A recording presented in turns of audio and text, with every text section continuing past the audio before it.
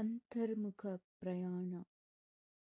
ಅಂತರ್ಮುಖ ಪ್ರಯಾಣ ಎಂದರೆ ನಮ್ಮ ಗಮನವನ್ನು ಹೊರಗಿನ ಜಗತ್ತಿನಿಂದ ಒಳಗಿನ ಆತ್ಮದ ಕಡೆಗೆ ತಿರುಗಿಸುವ ಪವಿತ್ರ ಯಾತ್ರೆ.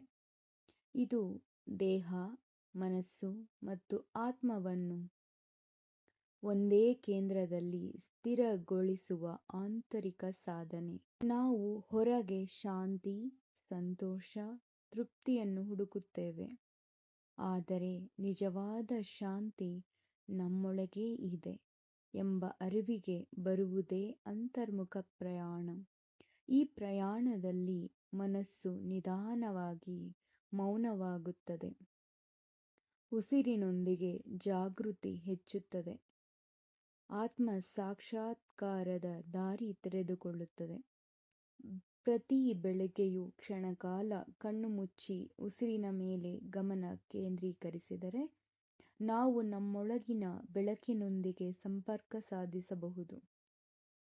ಅಂತರ್ಮುಖ ಪ್ರಯಾಣ ಎಂದರೆ ಓಡುವುದು ಅಲ್ಲ, ನಿಲ್ಲುವುದೂ ಅಲ್ಲ, ಒಳಗೆ ನೋಡುವುದು ಮತ್ತು ನಿಜವಾದ ನಮ್ಮ ಸ್ವಭಾವವನ್ನು, ನಮ್ಮ ನಿಜವಾದ ಸ್ಥಿತಿಯನ್ನು ಅರಿಯುವುದು.